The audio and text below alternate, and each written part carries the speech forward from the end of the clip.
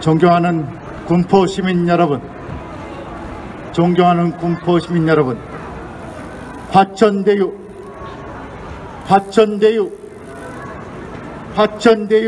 전국에서 얼마나 마음이 고생이 심하십니까? 어떤 놈들은 정권을 잡았다고, 어떤 놈들은 시장을 한다고 그 권력을 이용해서 수억 수십억이 아닌 수천억 조 단위의 돈을 갖다 삥땅 치는데 우리 시민들의 박탈감은 이루 말할 수 없습니다. 그런데 대체 화천대유가 무엇입니까? 화천대유가 대체 무엇입니까? 이것은 바로 중국식, 북한식, 공산당식 부정축제입니다. 바로 이재명이 중국식, 북한식 부정축제 방법을 대한민국에 도입해서 한국판으로 한판 거하게 챙겨먹은 것이 바로 화천대유 사건의 본질입니다. 여러분도 아시다시피 중국에서는 중국 공산당 고위 관료들, 중국 공산당 톱 레벨의 당원들은 모두 부자입니다. 왜냐? 그들은 권력을 이용해서, 그리고 지위를 이용해서 모든 국가 이익을 갖다가 독점하고 있기 때문입니다.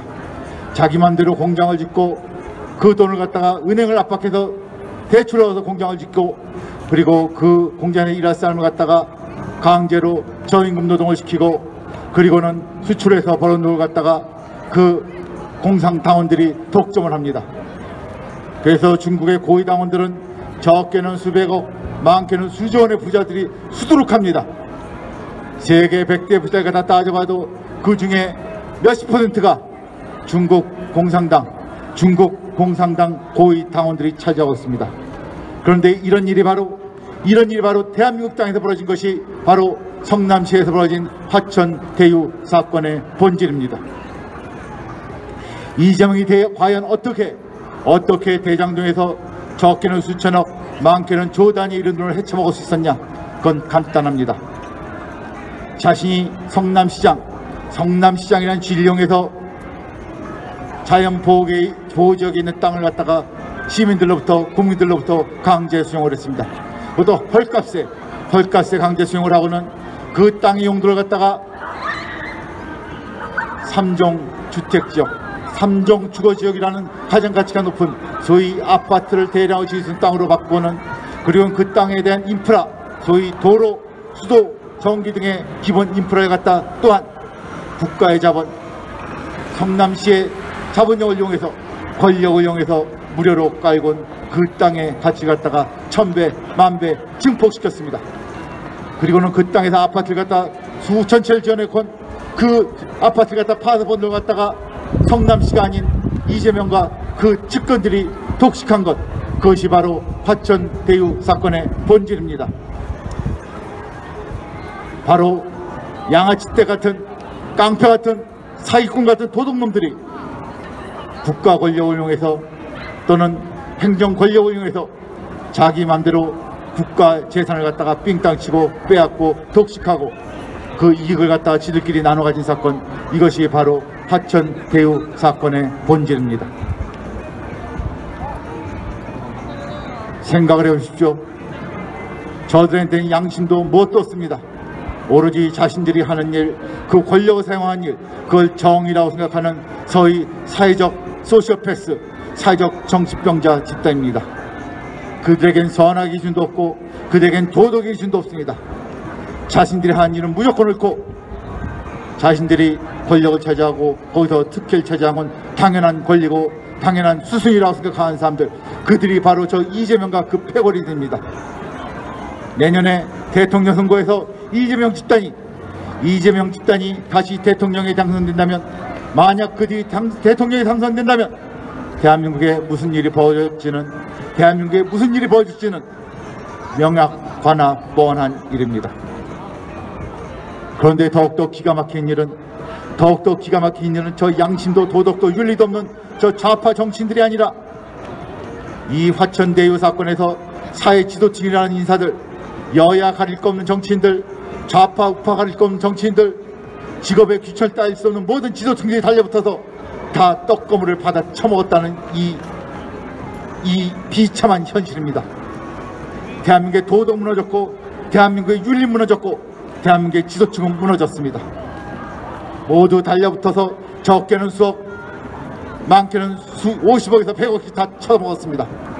이재용 집단은 소위 자기들 방패먹이 한다면서 모두 긁어 모아선 떡고물 나눠줬습니다. 그리고 방패막을 치고 지들 핵심 패거이들은 1000억, 2000억, 수천억씩 헤쳐먹었습니다. 그것이 바로 화천 대유 사건의 본질입니다. 그럼 과연 이렇게 저 이재명 패거이들이 대놓고 권력을 남용해서 권력을 갖다가 부정적으로 행사해서 헤쳐먹을 수 있는 이유가 대체 무엇이냐? 그리고 소위 사회적 지도층이라는 사람들, 좌우 가릴 것 없고 여와 가릴 것 없는 모든 정치인들이 달려붙어서 떡고물을 받아쳐먹은 이 사건이 왜 일어났느냐? 이건 바로 우리 국민들이 더 이상 정치인들을 갖다가 견제할 수 없기 때문입니다. 어떻게 견제할 수 없게 됐느냐? 그건 바로 우리 국민이 투표권, 선거권을 박탈당하고 잃어버렸기 때문입니다.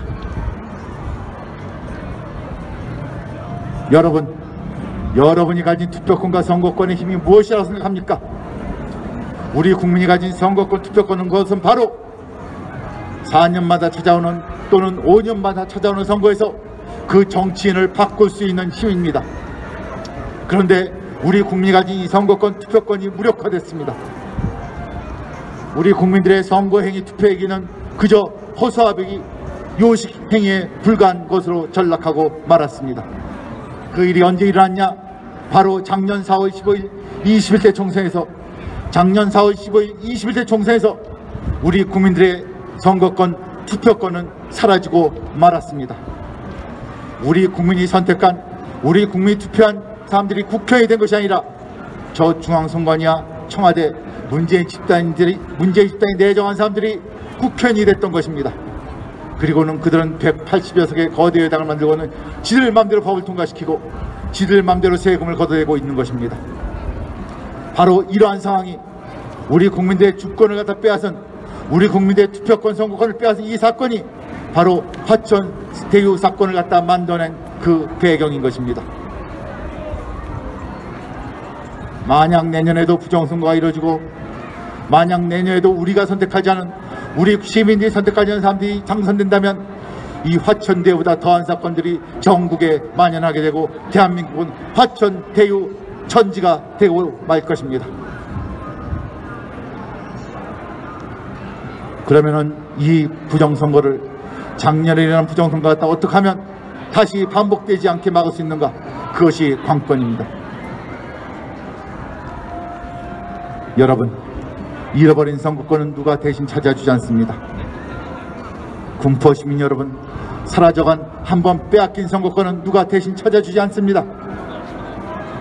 바로 우리 시민들이 부정선거에 대해서 이야기를 하고, 부정선거에 대해서 저항을 하고, 부정선거에 대해서 막으려고 스스로 일어날 때, 그때야 비로소 부정선거를 막을 수 있는 것입니다. 우리가 부정선거를 막지 못하면, 우리가 부정선거를 막으려고 스스로 일어나지 못하고, 우리가 부정선거를 막으려고 스스로 목소리를 내지 못하면 내년에도 분명 부정선거가 반복될 것입니다.